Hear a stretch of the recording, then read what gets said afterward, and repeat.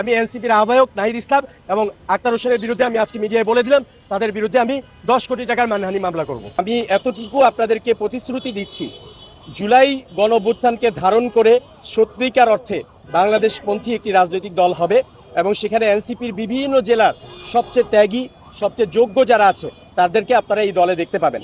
কারণ যারা যোগ্য ছিল, যারা ত্যাগী ছিল, যারা একটু ইসলামপন্থী ছিল, বাংলাদেশপন্থী ছিল, ডানপন্থী ছিল, তাদের সবাইকে একে একে মাইনাস করা হয়েছে।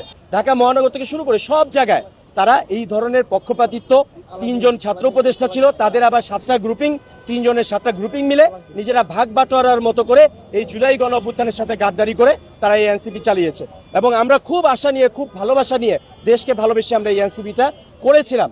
এবং আপনারা জানেন যে আমার যে রাজনৈতিক সংগ্রাম, প্রায় 10 বছর আমরা এই রাজপথে ছিলাম, এই বারবার স্লোগান দিয়েছি, যখন কেউ রাজপথে ছিল না আমরা এই খুনি হাসিনার বিরুদ্ধে নতুন একটি সুন্দর বৈষম্যহীন ন্যায় বিচারের বাংলাদেশ গড়ার জন্য, রাষ্ট্র গড়ার জন্য আমরা সংগ্রাম করেছিলাম। কিন্তু এই ছাত্র উপদেষ্টা এবং এনসিপির কিছু বামপন্থী সমকামী যারা সাপোর্টার, তারা মিলে এই পুরো দলটাকে ধ্বংস করে দিয়েছে, জুলাই গণঅভ্যুত্থানের সাথে গাদ্দারি করেছে। আমরা দেখেন খুনি হাসিনাকেই ভয় করি নাই, অবশ্যই অনেক হামলা হুমকি অনেক কিছু আছে, প্রতিনিয়ত আমি হুমকি পাচ্ছি এবং প্রতিনিয়ত আমার বিরুদ্ধে আমার পিছনে লোক লাগানো হয়েছে, তারা আমাকে ফলো করে এবং আমি সেটার জন্য থানায় জিডি করেছি। কিন্তু আমি আল্লাহ ছাড়া আর কাউকে ভয় করি না। আমরা জুলাইতে আল্লাহর উপর ভরসা করে যেমন নেমেছিলাম, আমরা ভবিষ্যতেও আল্লাহর উপর ভরসা করে এই তৃণমূল এনসিপি বাংলাদেশের মানুষের ভালোবাসা নিয়ে ইনশাল্লাহ এগিয়ে যাবে।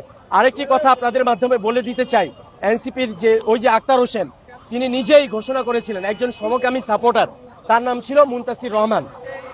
একজন সমকামী অ্যাক্টিভিস্টকে তারা দলে রেখেছে, এটি একটি সমকামীদের সাপোর্টারদের দল।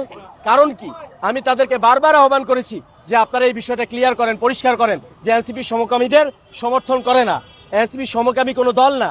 এবং আমি মুনতাসির মাহমুদ, আমি যে ওই মুনতাসির রহমানের কারণে আমি যে অপমানিত হচ্ছি, আমাকে যে নিউজ করা হচ্ছে, আমার পারিবারিকভাবে সামাজিকভাবে যে আমি হেয় হচ্ছি, এই বিষয়টা আপনারা পরিষ্কার করুন। তারা এটা পরিষ্কার করেনি, আমি বারবার বলেছি, তারা যেহেতু এটা করেনি, আমি এনসিপির আহ্বায়ক নাহিদ ইসলাম এবং আক্তার হোসেনের বিরুদ্ধে আমি আজকে মিডিয়ায় বলে দিলাম তাদের বিরুদ্ধে আমি 10 কোটি টাকার মানহানি মামলা করব।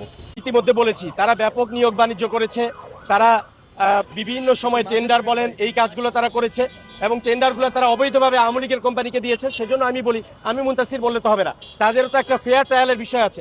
সেজন্য আমরা চাই যে দুর্নীতি দমন কমিশন দুদক তারা যাতে স্পষ্টভাবে তাদের সকল কর্মকাণ্ড তদন্ত করে এবং সেই অনুযায়ী তারা যদি দোষী হয় তাদের বিচার করে। যুব অধিকার পরিষদ নামে বিপিনুরের যেই যুব সংগঠনটি আছে, তারা কিন্তু স্পষ্টভাবে অভিযোগ জানিয়েছিল দুদকে, তারা কেন সেই দুদক কোনো ব্যবস্থা নেয়নি? সেজন্য আমি এই প্রশ্নগুলো রাখলাম।